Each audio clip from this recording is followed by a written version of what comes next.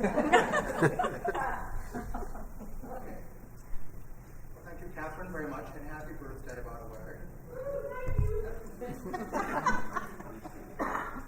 So, as you said, at intermission there's going to be a raffle. The tickets will be $1 each, and hopefully three people will win a poster, or one person will win 3 posters. We don't know yet. So it depends on my little fingers and what they do inside the bowl. So, let's begin. We're going to talk about Erte first, who's one of the foremost designers, not just of Art Deco, but during the 20th century. So.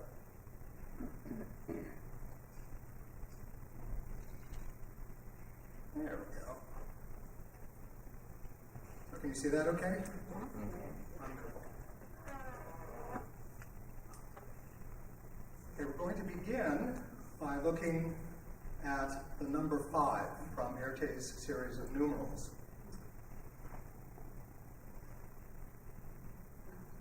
Now you'll notice that when he turned the 5 backwards, because he was commissioned by an Italian wine company called Coleo Wines, they asked him to supply artwork for a label that they wanted to do.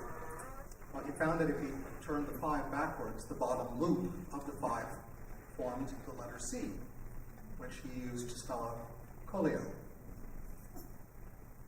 And this was the drawing that he did from his number 5.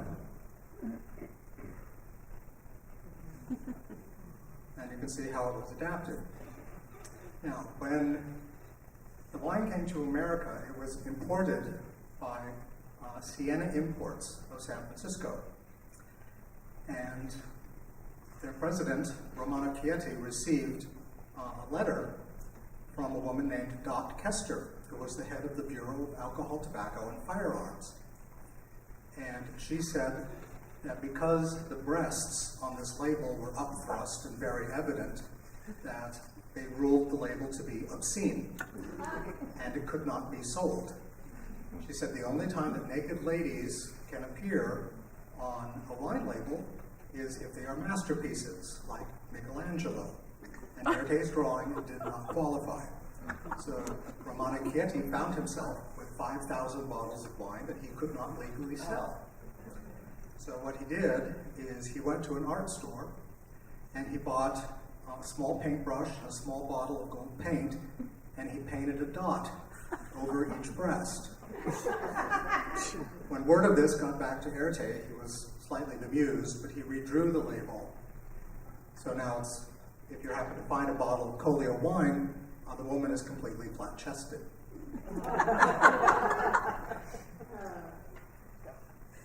Now, does anyone recognize this lovely young thing? Okay, I'll give you a hint. She was a minor stage and screen actress with a weakness for newsprint. Marion Davies. She met William Randolph Hearst in 1917. She was a chorus girl in the Ziegfeld Follies, and Hearst became obsessed with making her the biggest star that the silver screen had ever seen. And Hearst decided to employ Erte to design costumes for the Ball of the Gods sequence in his film, The Restless Sex. Now, Erte had previously been commissioned by Cecil B. DeMille to design his film, The Prodigal Son. And this bothered Hearst because Erte was already under contract to him for illustrations of his magazine, Harper's Bazaar. And there's Mr. Hearst right there. The Restless Sex was based on a novel by Robert W. Chambers. It was released September 1st, 1920. The New York Times, in its review, said, "The story is long and complicated and does not particularly emphasize the supposed restlessness of either sex, but it's full of such loving, longing, and lingering as usually fills a Chambers novel. Miss Davies does little in the way of acting, and her co-stars, Carlyle Blackwell and Ralph Collard, do too much." The film did manage to break box office records for the first few weeks, but the major notoriety must be given to Erte's costumes. in which the actors at a sumptuous ball were dressed as gods and goddesses of foreign countries. Now here we have one of his designs for Frisia, the queen of the Germanic gods. Charles Spencer, a noted theater historian and author of the first book on Erte, writes, "The detail of the robes is astonishing in inventiveness, precision, erotic suggestion, and playful humor. They are not merely designs for dresses. The figures are performers in movement or repose, full of energy, grace, or statuesque dignity."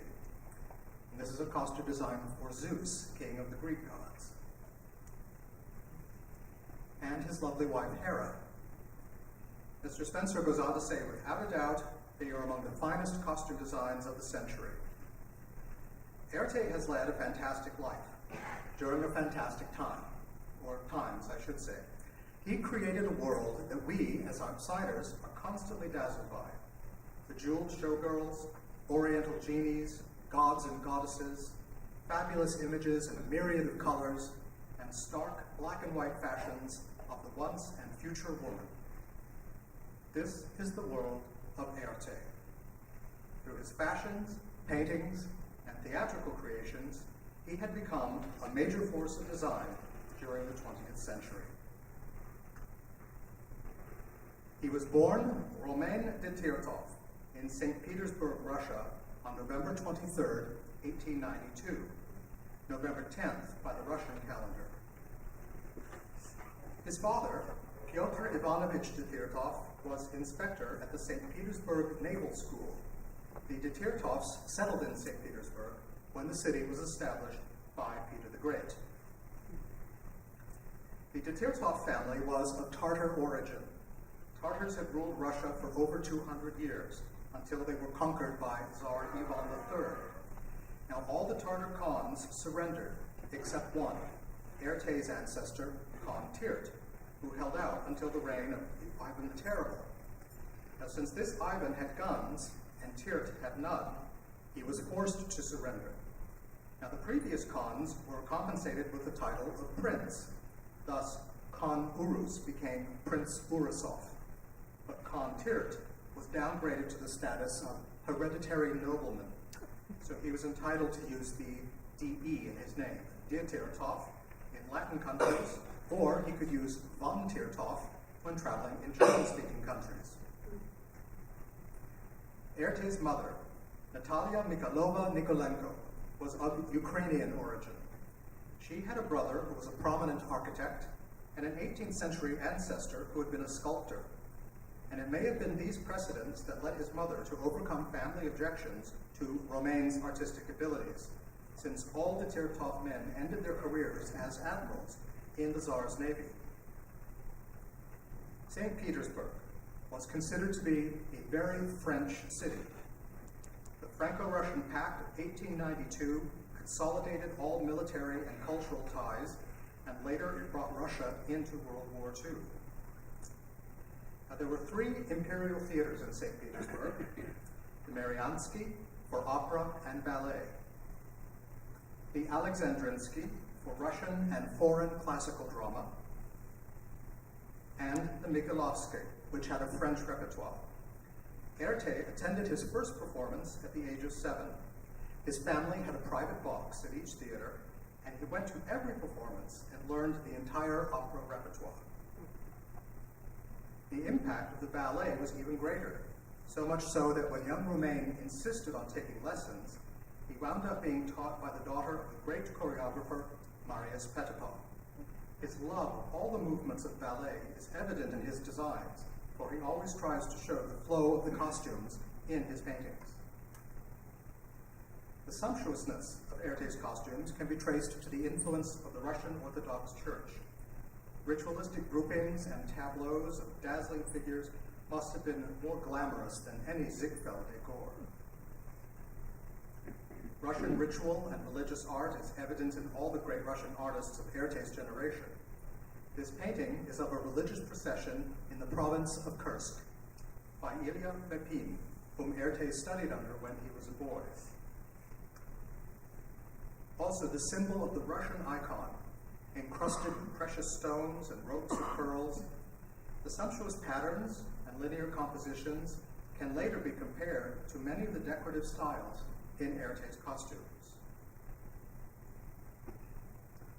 Now here we have the fountains of the Winter Palace, which now serves as the Hermitage Museum. The Hermitage houses one of the finest art collections in the world, and they have a marvelous collection of Greek vases, and young Romain de Tirtov went as often as he could to see these ancient artifacts. Imagine going to a museum that looked more like a fairy tale palace than anything else. And these simple line drawings of the ancient Greeks intrigued him. It was to become an influence on him later when the paintings were taken by his own sophisticated hand and transformed into fashion designs that filled the pages of Harper's Bazaar magazine during the 1920s. In his father's library was a book on Indian and Persian miniatures. The young boy would go every night after dinner to look at these beautiful paintings, and this is perhaps the greatest influence on Erte's art. From these paintings, he learned about color and composition, and the development of the Erte woman began, sensuous and thin, with slanted eyes and a high-arched brow, des yeux de biche, as they were called in France, meaning eyes of the doe. As Erte said himself, the Erte woman is based on what I would like to be if I was a woman. And the Persian miniatures have definitely influenced it. If any one person was to influence him, it was his mother.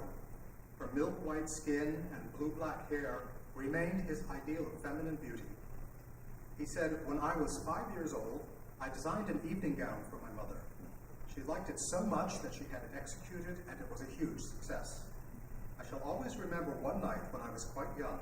She came into my room to give me a goodnight kiss before going to a ball. She wore a dress of black chantilly lace over pink taffeta.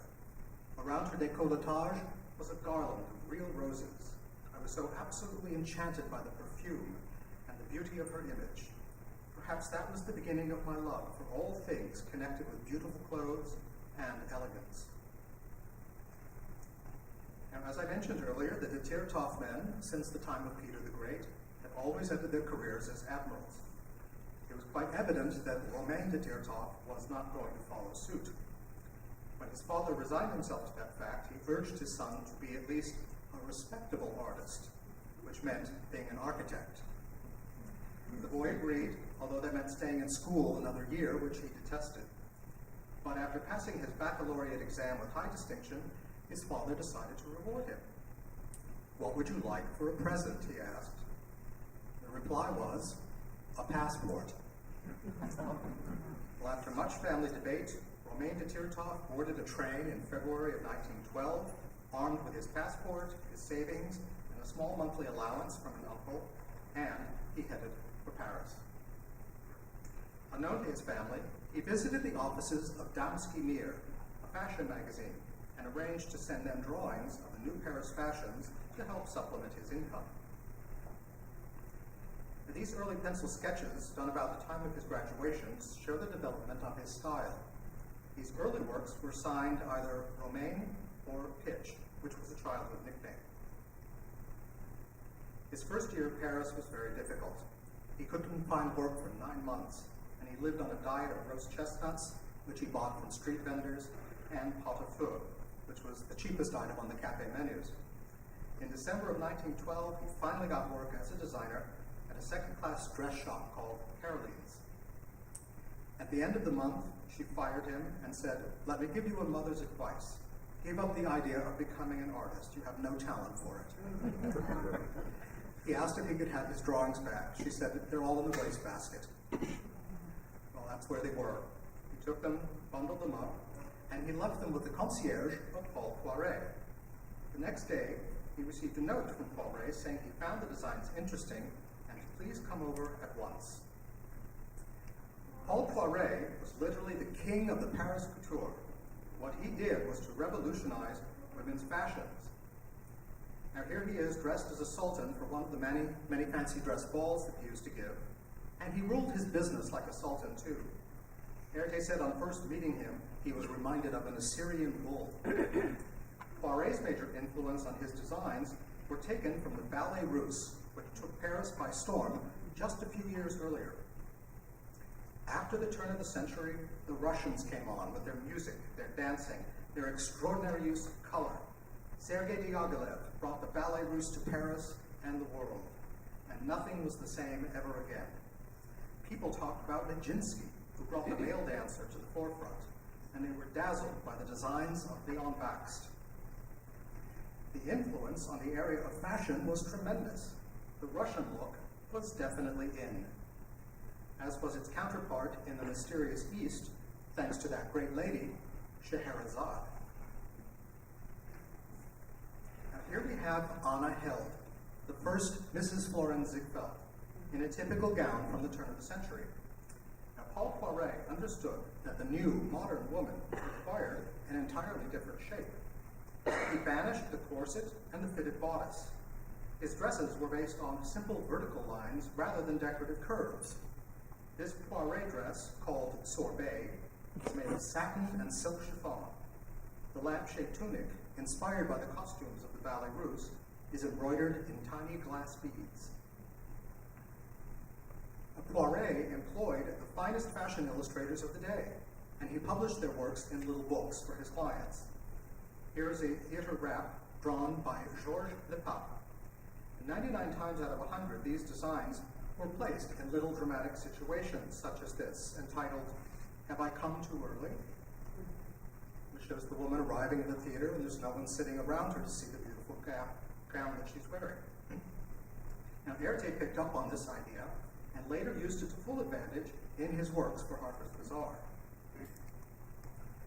Another great illustrator used by Poiret was Georges Barbier, another design for a theater gown and wrap, highlighted by this scene called The Lady's Advisor.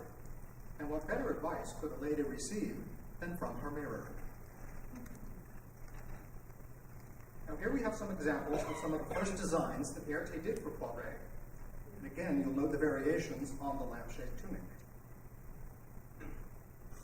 This hat design shows what is believed to be the first use of Erte's signature.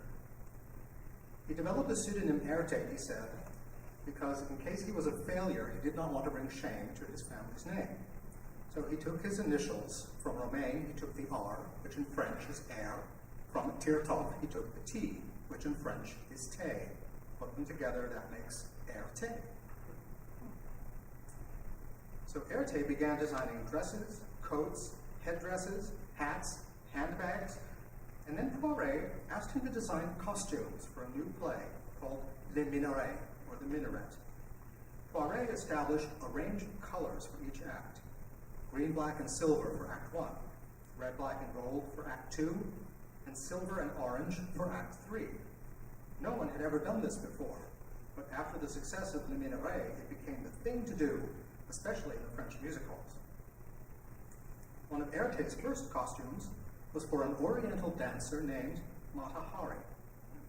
Erte said she had a sensuous body, but her face lacked personality, and there was even something a little vulgar about her. I never thought she had the intelligence to be an effective spy.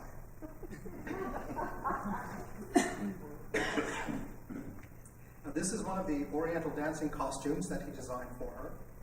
It was after the success of Les Minarets that Poiret started to give Erte royalties on his designs. Now, I'm jumping a little bit ahead in time here. This dress was not designed until 1924, but it had such a beautiful dramatic pose, I wanted to use it to illustrate a little story. Erte had taken a box to attend a dress rehearsal of a new play.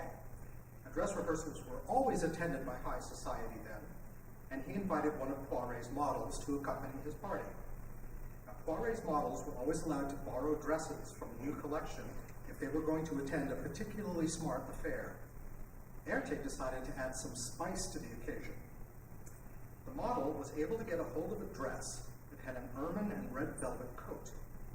Erte decided to wear the dress himself, with a red velvet turban, long red gloves, and large gold earrings.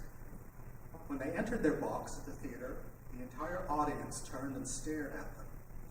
The next day, the newspaper said, "In that brilliant audience, all eyes were fixed on one of the boxes where two of Poiret's models were sitting, accompanied by 4 gentlemen in evening dress. One model was an attractive blonde, but the other, with her scarlet turban, was irresistible, wearing her remarkable ensemble with an air and sense of style that few models are lucky enough to possess." That morning, Poiret read the article, and after checking around, summoned Erte to his office immediately. Expecting the worst, Erte was surprised when Poiret offered to design a series of dresses for him to wear at the next collection. Erte said he found the idea entertaining, but begged off because he felt he was born to be an artist and designer and not a model. Well, during this period of working for Poiret, Erte had many opportunities to attend fancy dress balls, and naturally, he went in his own designs. Here he is as a Spanish matador. Now, when I was on a lecture tour in the summer of 2006, I spoke at a gallery which actually had the matador costume, and they let me photograph it. Within the lining of the cape, we saw there was a piece of old masking tape. The gallery director, Ken Lawrence, pulled it away, and he discovered it was covering up a hidden pocket. He reached inside and pulled out Erte's personal powder puff so he could freshen up his makeup during the night's festivities. And here he is, dressed as an Egyptian mummy. He was actually carried into the ball by 2 attendants who unwrapped him from yards of gold satins. His most talked about costume was entitled Claire de Lune. Russian artist Princess Aristov Kazak had him pose for a painting. The costume is in the collection of the Victoria and Albert Museum in London. And the painting, believe it or not, is owned by some people I know down in the South Bay, south of San Francisco. Now, at the time, Erte was highly criticized for wearing such outlandish costumes like this, but he said he didn't care because he always won first prize. In the summer of 1913, Erte met with a distant cousin, Prince Nicholas Borisov. He arrived in Paris en route to London, where his brother Sergei, who was married to the niece of the Red Sultan of Turkey, Abul Hamid, arranged for Nicholas an engagement to an American millionairess. After spending some time with her in London, Nicholas knew the marriage was not going to happen, and the engagement was broken. He returned to Paris just before World War I broke out, and he moved in with Erte. He became his closest friend, but more important, his business manager during Erte's most successful period to come. The war broke out in August of 1914. Erte had been with Poiret 18 months. He not only witnessed the making of the greatest dress house in Paris, but had come under the influence of other extraordinary and gifted artists. He learned the methods and requirements of designing for the stage, and he took from Poiret a knowledge of fashion houses and magazines. His inexperience, however, led to a parting clash with Poiret that resulted in permanent animosity. Poiret closed his shop with the war, and Erte, in need of work, joined forces with one of Poiret's leading dressmakers. So he had cards printed up that said Erte et Adrien, the latter described on the card as a former Premier de Poiret.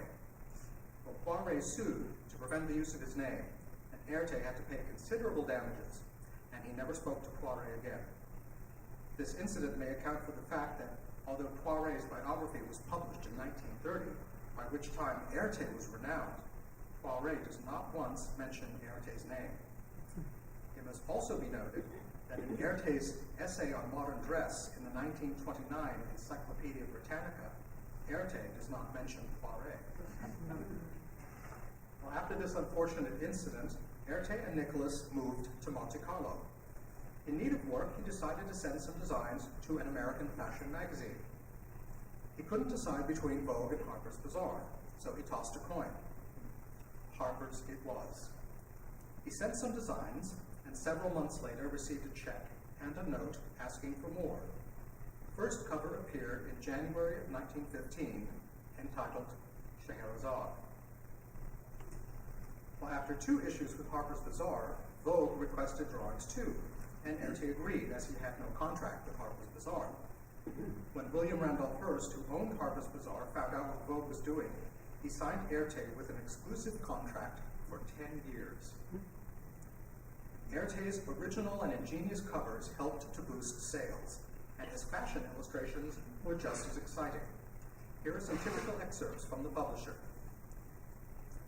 October 1917. To glance at an Erte is amusing. To look at one is interesting. To study one is absorbing. That any human being can conceive and execute such exquisite detail is positively miraculous, and we become even more impressed when we consider his combinations of color and material. January 1918. The designer for one of the best New York houses told us the other day that he obtained more ideas from Erte's drawings in the bazaar than from any other source of fashion. Many others, to whom originality and good taste means everything, have told us the same thing. From Erte, they take a touch here and adapt it to their own needs. The world of the theater was very exciting to Erte. It was natural to him, and none of it is more in evidence than in the covers of Harper's Bazaar. His early covers were often fantasy stage sets with incredibly gowned women, all revealing little allegorical stories in their execution. The issue of January 1918 states, "Your Harper's Bazaar this month is graced by the most significant allegorical cover Erte has ever conceived. It represents the spirit of France, awakening sleeping America. The crowing cock portrays France. The woman is America. The spirit of France, as yet unscathed by the hungry flames typifying the German invasion, in warning America to abandon the bed of gold on which she has been sleeping in fancied security, rousing her to action before the flames shall attack her as they have attacked Europe." 1924 saw a change in style. The symbolic imagery vanished, along with the little moral tales. Figures now, instead of being festooned with rich garments, are simplified to humorous visual ideas. It was the appearance of the flapper, whose clothes were in primary colors, less fussy, less formal, or consciously elegant. Coco Chanel had taken the fashion world by storm with her simple black dress. Erte was bored with the fashion world then, and 1926 saw the end of his fashion illustrations in the magazine. Covers became more stylized, influenced mainly by Cubism. In 1933, Carmel Snow took over as editor, and she began putting restrictions on Erte's work. Not at all a good idea when artists are so concerned with their own creative freedom. At first, Ms. Snow wanted to see preliminary sketches from which she would pick and choose the covers. She also began to pull in other artists, most notably the famed poster designer A.M. Cassandra. Erte's covers became bolder, more graphic, with large areas of single color and very little decoration. By 1936, his second 10-year contract with Harper's Bazaar was over, and he decided not to renew. The new mode for magazine covers was beginning, photographed models, and it was the end of an era. During this period, however, Erte illustrations were seen in other publications as well. Hearst Cosmopolitan, Art and Industry, L'Illustration, Femina, The Sketch, and this Christmas illustration from the Illustrated London News. Erte met the Broadway producer George White in 1923, and their association lasted through the golden age of the music hall. This costume was worn during a musical production number that tried to resolve the conflicts between classical music and jazz. It ended with this fantastic display as the orchestra played George Gershwin's Rhapsody in Blue. Not only was there a long association with George White's scandals, but also with the Folies Bergère. And although he did beautiful designs for Florian Ziegfeld, Erte designed only the Follies of 1923. Erte's tableaus and costumes for the Maiden of Gold number were truly spectacular. It was publicized that over 3 miles of gold lame was supplied by a factory in Lyon, France. And This was in the day when gold lame was still made with real gold. Erte's designs of the popular French draping style had a tendency to hide the female figure that Ziegfeld always sought to enhance.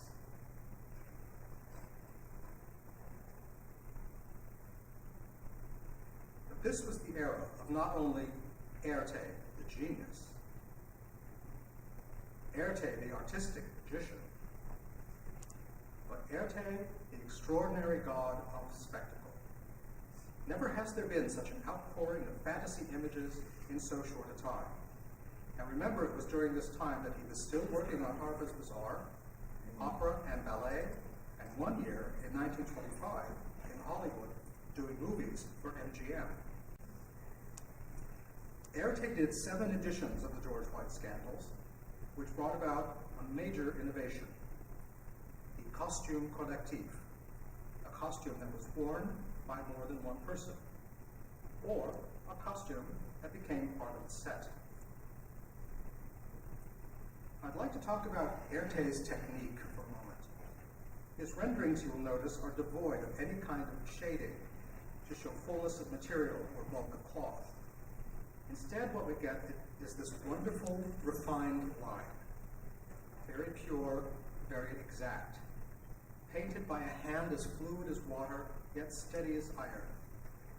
Now, in the earlier drawings that we saw of Barbier and Georges Lepape, we were aware of their two-dimensionality. Now, Erte's designs are also two-dimensional, but his characters have a solidity about them, a weight or a fullness, if you will, as if they were animated characters ready to spring to life. In 1924, Erte received a letter from Louis B. Mayer asking him to come to Hollywood to do designs for a new movie called Paris.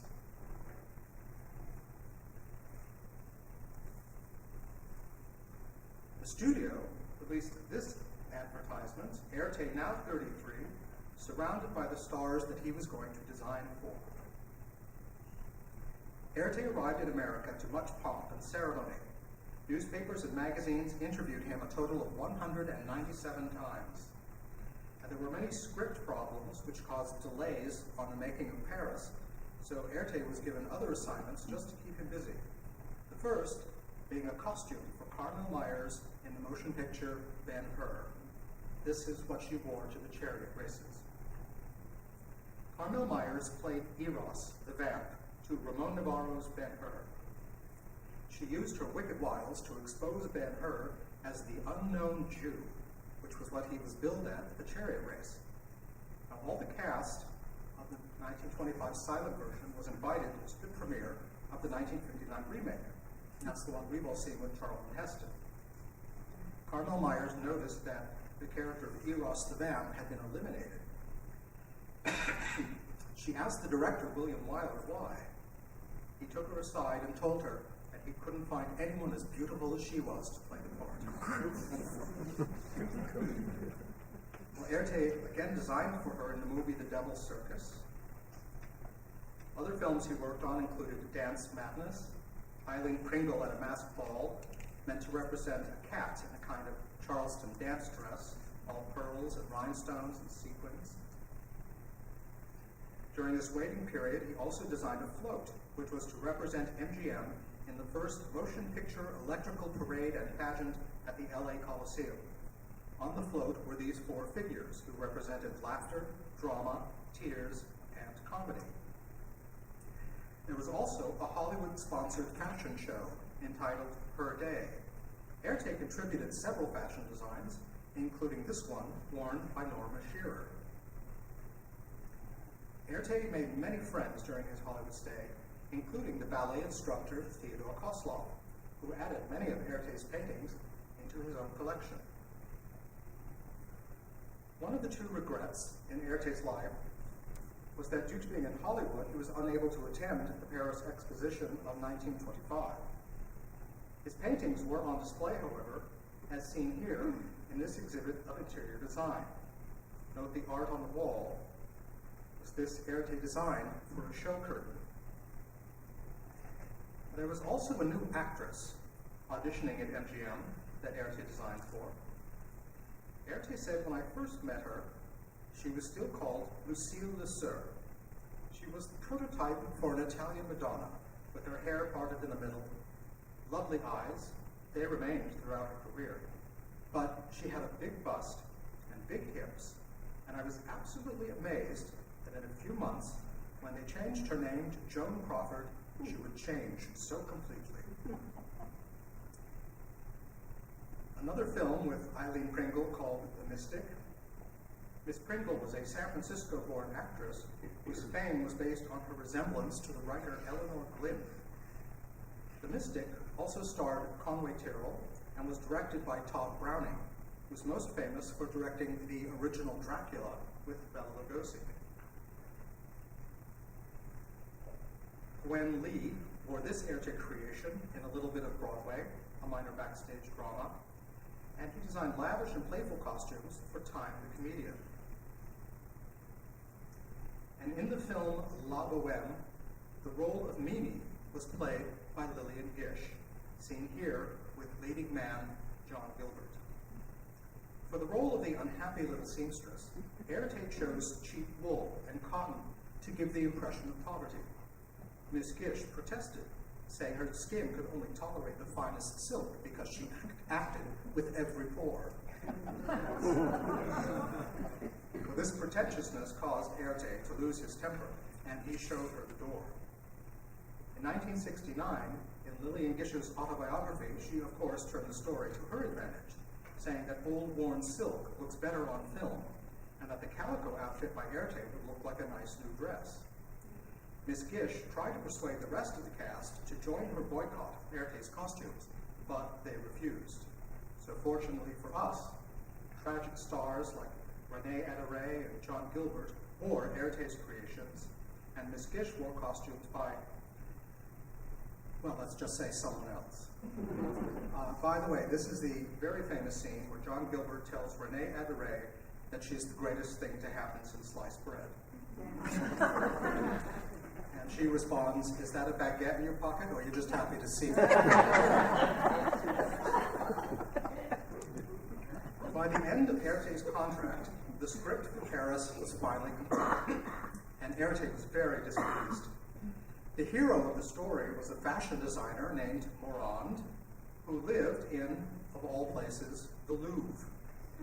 All of Erte's modern settings, such as this dining room, were set in Versailles and other historical areas of Paris. Needless to say, Erte canceled his contract, and the film was never made. Paris was to have been the first film made with a new technicolor process, which was still in its infancy. And it's a shame that for a man who thrived on beautiful colors, he was not able to make the first color film. Now this was a scene in the film called The Ballet of Pearls. Now originally this blue drape was closed, and when it was opened by a new gilded slave who stood in the middle of the stage with cords that he released, you'll notice on the bottom on either side are two women dressed as giant tassels. As they were lowered to the ground, the curtain opened, so it looked like the weight of the women tassels were actually opening the curtain. When the curtain is open, it reveals this giant coffer on the stage, and the lock in that circle in the center is formed by two lovers kissing. As the Sultan orders the lovers to be slain with a dagger, that unlocks the door. And it opens up, revealing a casket of maidens impersonating all the various uses of pearls. Maidens like this one. Now, although Paris was never realized as a film, MGM retained all of Erte's costumes, and they used them in the first all-talking, all-singing, all-dancing movie musical, The Hollywood Review of 1929. Erte's pearl costumes were featured in an underwater ballet sequence. But Louis B. Mayer publicly expressed regret. Erte, he said, is a great genius, and we believe he's given American films an important artistic contribution. MGM was fortunate in having the benefit of his limited time in this country. Several years ago, in an interview, Carmel Myers said she wished that Erte would have stayed in Hollywood forever, because you could discuss fashion, what was good for you to wear or not, because no one in Hollywood had figured that out yet. That, she said, was Erte. While Hollywood was a frustrating episode in his life, he dreamed of bringing so many fresh ideas to the cinema, but he was happy to regain his freedom and return to the theater. The end of the 20s brought the Depression and lean times, and there were many setbacks, most notable, the unexpected death of Nicholas. In Erte's own words, "I was in despair. We had spent nearly 20 years together. Nicholas had shared my youthful dreams, my joys, and my disappointments. My world seemed to crumble about me, and I felt like the sole survivor of a vanished hero." Well, without the exposure in Harper's Bazaar and with the growing political troubles in Europe, eventually Erte was forgotten in America. And there are very distinct changes in Erte's designs over the next few decades. He could no longer depend on the lavishness so abundant during the Roaring '20s. The exotic mechanical effects of the theater were no longer being used, nor for that matter the same standard of dressmaking and decoration. There was a bolder, more cartoon-like style to his designs. Whispers of the Oriental and historical images remained, but instead of the Arabian Nights exotica for which he was famous, there was now a subdued passion, sensuality of South Sea islands, Bali, and Mexico. Also, 30s fashion returned to a longer, more feminine line, which Erte preferred over the boyish flapper look. One of his most charming sets of costumes was made for a show at the London Palladium. The show was entitled London Symphony. There were 4 sets of showgirls, symphonies in white, gray, black, and brown. Here we have symphony in gray. The woman's arms are hidden in the fox fur sleeves, and when raised to hide her coquettish smile, the effect gives the silhouette of a mushroom. Symphony in black is the most reproduced of all of Erte's designs. Unusual in its concept, she is nonetheless striking. The dog, sleek and modern, is streamlined Art Deco at its best. To me, this is the consummate Erte woman, tall and sexy, glamorous yet undesirous, elegant with a touch of wit. Erte continued to work through the 40s and 50s. His last work in the United States was for the Golden Gate International Exposition on Treasure Island. No surprise there, as the producer of the show was George White. To date, it has been estimated that Erte has done over 20,000 different designs. In 1951, Erte was approached by the Paris Opera to design a new production of La Traviata to commemorate the 50th anniversary of Verdi's death. It was a happy coincidence, as he had already designed for himself his own fantasy production 12 years earlier in 1939. The opera director accepted them on the spot. Erte's surrealistic concept of La Traviata shocked both the opera world and the press. Because of this, there were many articles attacking his concept. On the other hand, some critics responded to the novelty and showered praise upon him. Erte was delighted with both responses, because no one was indifferent, and whether they liked it or not, he was still being talked about. The Paris Opera also commissioned designs for Mozart's Così fan tutti and Manuel Rosenthal's delightful one-act opera, La Poule Noire. And here is pictured the widow Constance. Originally commissioned in 1937 for the Comédie des Champs-Élysées, its revival was staged in 1956 by the Opera Comique, and once again it was decided that only Erte's humorous, over-the-top designs could do justice to this witty, farcical opera. Erte was also kept busy with other opera productions, ballets, and music hall reviews. Volumes could be written on his work in this area alone, but Erte was always looking to the future and to new ideas, and that materialized in 1964. Les Formes Picturelles, a series of abstract sculptures representing differing emotions or thoughts, made of wood, metal, tree roots, covered with multiple layers of brightly colored oil paints. Erte said he was inspired to make these images while laying on the beach in Mallorca. These visions came to him while he was in a trance-like state, and he saw the sun bouncing off the shimmering waters of the sea. The 1960s were a rejuvenation period for Erte. He returned to the United States in triumph, designing spectaculars for Radio City Music Hall. And also for the New York World's Fair. And for our northern neighbor of Canada, he designed the show Flying Colors for Expo 67. Erte also had an enjoyable association with the Latin Quarter nightclub for several years. It opened in 1942 and was run by Lou Walters, father of Barbara.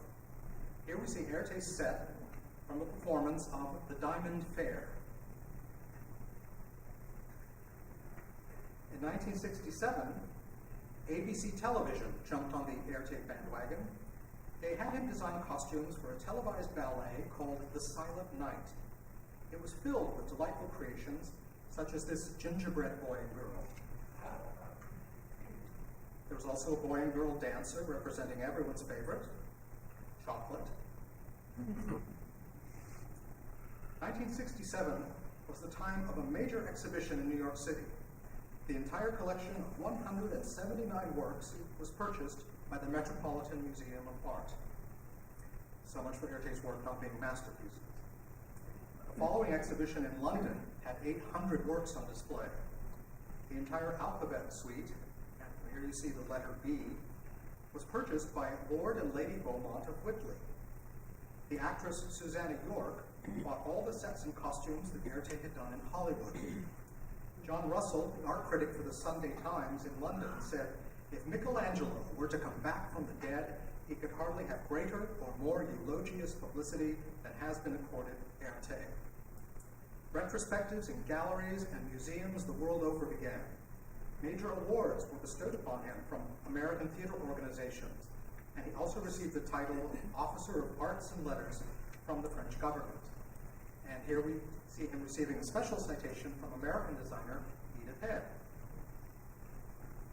He has met with many superstars who own many of his paintings in their own private art collections. He even received an Art Deco Preservation Award from the Art Deco Society of California, and it was presented to him by someone who hopes that there might be a lecture on him someday.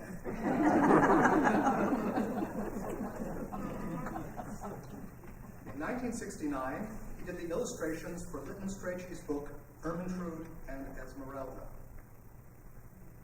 1969 also saw the beginning of his limited edition graphics. And many of those were based on his covers for Harper's Bazaar.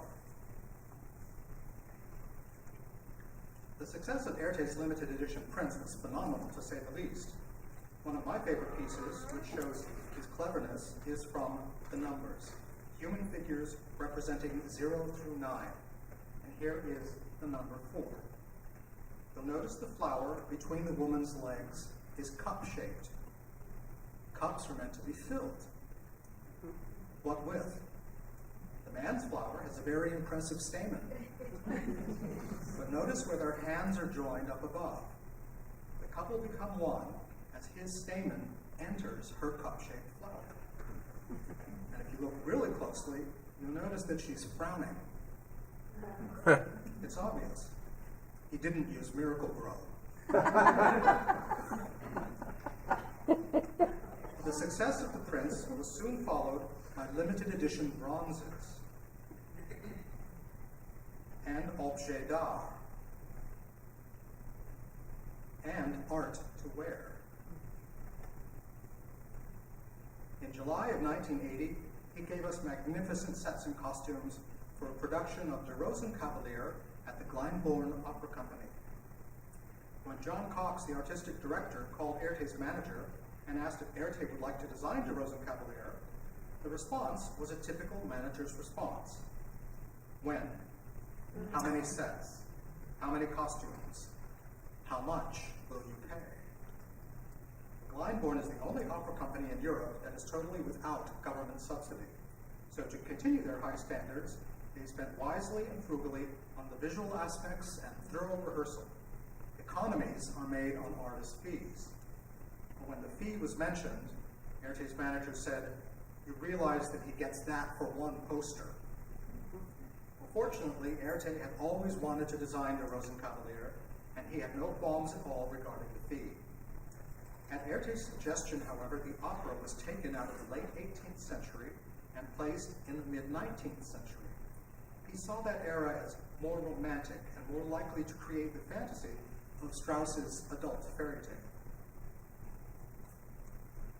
In 1982, Sobrani of London, a tobacco company and sponsor of the Sobrani Bridge Challenge, set out to produce a unique set of playing cards that would reflect the elegant, sophisticated image of their cigarettes. They could only be designed by Erte. And here we see the Joker, Jack, Queen, and King of Spades.